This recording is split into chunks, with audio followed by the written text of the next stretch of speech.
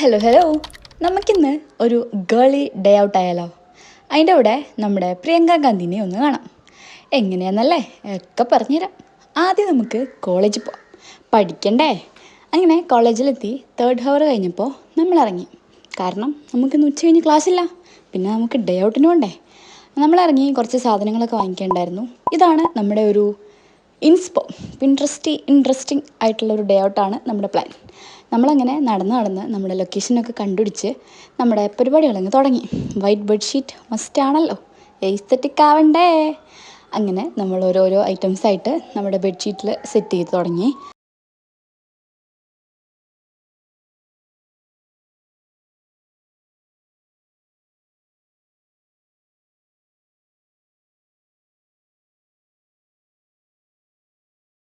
Food കഴിച്ചും കുറേ നേരം ഒന്ന് സംസാരിച്ചും യൂനോ കാർഡൊക്കെ കളിച്ച് അങ്ങനെ നല്ലൊരു ദിവസം, നല്ലൊരു ക്ലൈമറ്റ്, നല്ലൊരു അറ്റ്മോസ്ഫിയർ, മൊത്തത്തിൽ അടിപൊളി ദിവസം. അതൊക്കെ കഴിഞ്ഞ് നമ്മൾ കുറച്ച് ഫോട്ടോസും വീഡിയോസും ഒക്കെ എടുത്ത് തിരിച്ചു പോകാം എന്നുള്ള പ്ലാനിലായിരുന്നു.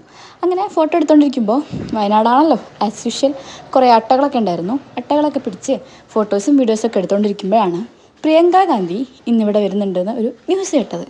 പ്രിയങ്ക ഗാന്ധി വയനാട്ടിലുണ്ടെന്ന് നമുക്കറിയായിരുന്നു, പക്ഷേ ദിസ് ഇസ് അൺഎക്സ്പെക്റ്റഡ്. അങ്ങനെ പ്രിയങ്ക ഗാന്ധിനെ സോണിയാഗാന്ധിനെയൊക്കെ കണ്ട് ഇന്നത്തെ ഡേ കളറാക്കി നമ്മൾ പോന്നു. അപ്പോൾ ശരി, ബാക്കി പിന്നെ